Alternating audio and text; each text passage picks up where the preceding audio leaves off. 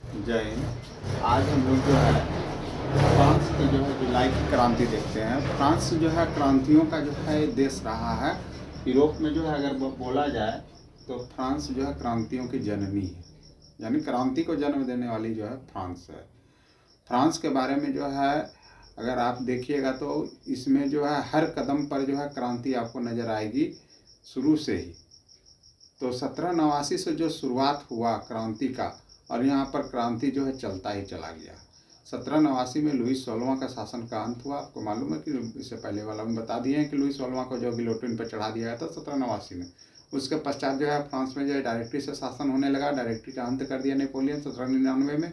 1804 में वो जो गद्दी पर अधिकार करके और जो है फ्रांस को बड़ी तेज़ी से साम्राज्यवाद की दिशा की ओर ले गया। लेकिन जो है वाटरलू युद्ध में जो है 1814 में जो है नेपोलियन का पराजय हुआ। उसका वियना सम्मेलन हुआ और फिर से जो है फ्रांस में जो है पुरातन व्यवस्था की स्थापना हुई। फ्रांस में बुर्बो वंश का जो है शासन जो है बहाल कर दिया गया और लुई 18वां को जो है गद्दी पर बिठाया गया। तो आज हम लोग जो है देखते हैं कि लुई 18वां के शासन काल में भी जो है फिर से जो है एक जो है नया क्रांति जो है देखने के लिए मिलेगा चार्ल्स दसम के समय में। तो चलते हैं लुई 18वां जुलाई की क्रांति में। तो जो है वियना सम्मेलन के अनुसार जो है पुरातन व्यवस्था का जो है फिर से आरंभ कर दिया गया। मेटरनिक युग का जो है शुरुआत हो गया। नेपोलियन युग का अंत हो गया वियना सम्मेलन से। 1815 में वियना सम्मेलन हुआ था। ऑस्ट्रिया की राजधानी वियना में मेजबानी मेटरनिक किए थे। तो इसके द्वारा जो है ये निर्णय लिया गया कि फ्रांस में जो है बुर्बो वंश का जो है फिर से शासन जो है बहाल किया जाए और लुई 18वां को गद्दी पर बिठाया गया।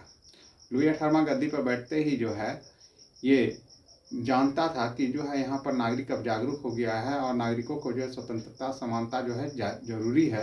इसलिए जो है वो एक जो है संवैधानिक घोषणा पत्र जारी किया। संवैधानिक घोषणा पत्र के अनुसार जो है नागरिकों को जो है अधिकार दिया गया। लेकिन जो है कुछ समय के पश्चात जो है चार्ल्स दसम गद्दी पर बैठा। चार्ल्स दसम जो है ये अपना जो है एक प्रधानमंत्री बनाया पोलिगिनक को। पोलिगिनक जो है प्रधानमंत्री बनते ही जो है एक अध्यादेश जारी करवाया। अध्यादेश राजा के आदेश को अध्यादेश कहा जाता है।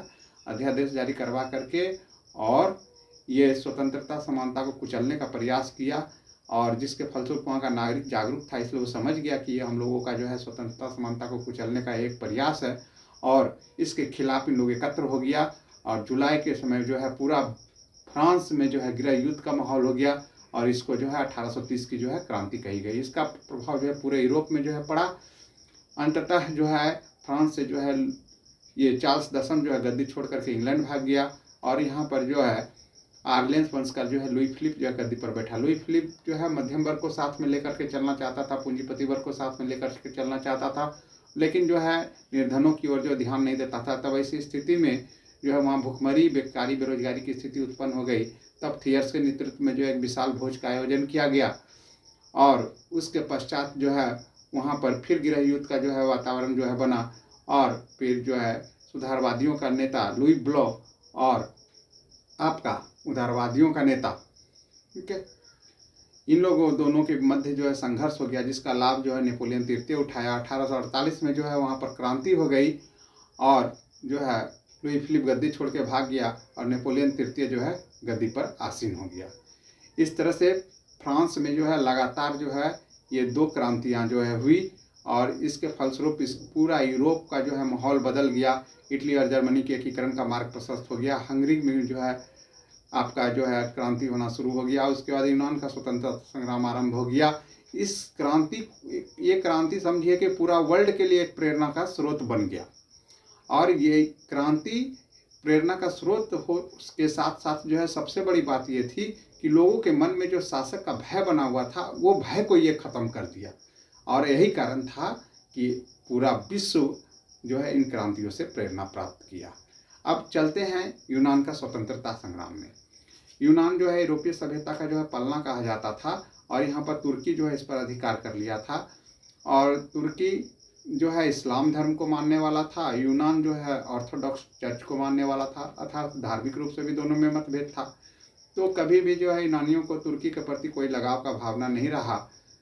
उसके पश्चात जब से तुर्की जो है वहाँ पर आधिपत्य स्थापित किया तब से जो है तुर्की के साथ जो है इसका अलगाववादी जो है व्यवहार जो है रहा। अंततः कर दिए। इस प्रकार से जो है तुर्की को लास्ट में जो है स्वतंत्र करना पड़ गया यूनान को। अब देखते हैं कि जो है आखिर जो है क्या क्या यूनानवासी जो है किया।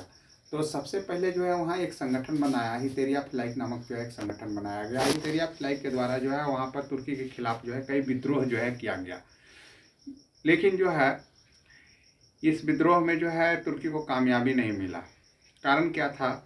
तो ऑस्ट्रिया का चांसलर मेटरनिक जो था किसी प्रकार का परिवर्तन होने नहीं देना चाहता था। वो प्रतिक्रियावादी शासक था। वो बार बार जो है विद्रोह को जो है कुचल देता था। अब इन विद्रोह के चलते जो है आपका वातावरण तो बनने लगा था, राष्ट्रवाद का भावना आने लगा था। अरे कि कोई भी चीज़ जो है बार बार जो है अगर उत्पन्न होगा तो लोग एक बार तो ज़रूर उसके बारे में सोचेंगे। तो यूनानियों को तो पहले से लगाव था नहीं, और इसके बाद पश्चात जो है ये स्थिति बनने लगी थी राष्ट्रवाद का। तो इन लोग जो है लगातार उसके खिलाफ जो है संघर्ष करने लगा। हालांकि तुर्की के खिलाफ जो है रूस, ब्रिटेन, ये सब जो है यूनान का मदद करना चाहता था, लेकिन यूनान का मदद इन लोग नहीं कर पा रहा था मेटरनिक के भय से। मेटरनिक का भय बना हुआ था। अंततः जो है एक बार जो है विद्रोह हुआ और लॉर्ड बायरन जो ब्रिटिश कवि थे वो शहीद हो गए। अब ब्रिटेन खुल करके जो है मैदान में आ गया। अब उसके समर्थन में जो है रूस भी आ गया। उसके पास पश्चात जो है फ्रांस भी आ गया। अब ये तीनों का जो है संयुक्त सेना और एक तरफ तुर्की का सेना, ये जो है दोनों के बीच जो है घमासान युद्ध हुआ। उसके बाद जो है तुर्की करता क्या है, तो इसको जो है धार्मिक मुद्दा बनाता है, इस्लाम धर्म के लिए खतरा बताता है। तो एक मिस्र छोड़ करके और कोई भी इस्लामी देश जो है उसकी मदद के लिए नहीं आता है। फलस्वरूप दोनों के बीच जो है युद्ध होता है 1828 में और नावारिनो की खाड़ी में।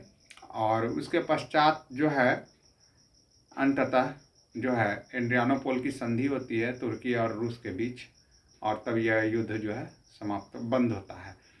किंतु समझौता जब होता है तब जो है इसमें बोला जाता है यूनान को स्वतंत्र कर देने, लेकिन जो है यूनान को जो है आंशिक स्वतंत्रता देने की बात होती है। यूनान इसको मानने के लिए जो है तैयार नहीं होता है। अंत में जाकर के 1832 में यूनान को जो है स्वतंत्रता मिलती है, और जो है इसका यूनान का जो है शासक बावेरिया का राजकुमार ऑटो जो है बनता है, और इस प्रकार से यूनान को जो है स्वतंत्रता मिलती है। इस प्रकार से कहा जाए तो एक फ्रांसीसी क्रांति ने ही जो है यूनान को भी स्वतंत्रता दिलाया, इटली में भी एकीकरण का मार्ग प्रशस्त किया, उसके पश्चात जर्मनी का एकीकरण किया, और भी जितने भी तरह के स्पेनिश क्रांति हो या जो है पोलैंड का में जो है विद्रोह हो, या तो फिर जो है आपका हंगरी में, तो ये सब जगह जो है एक राष्ट्रवाद का भावना आ चुका था। और ये जो है हर जगह राष्ट्रवाद की भावना जो दौड़ रही थी, यही जो है क्रांति का जो है कारण बना। इसलिए फ्रांस को जो है क्रांति का जननी कहा जाता है। और मेटरनिक बोलता भी था कि अगर फ्रांस छींकता है तो पूरा यूरोप को जुकाम हो जाता है, और वास्तविक में कुछ ऐसा ही हुआ। जय हिंद।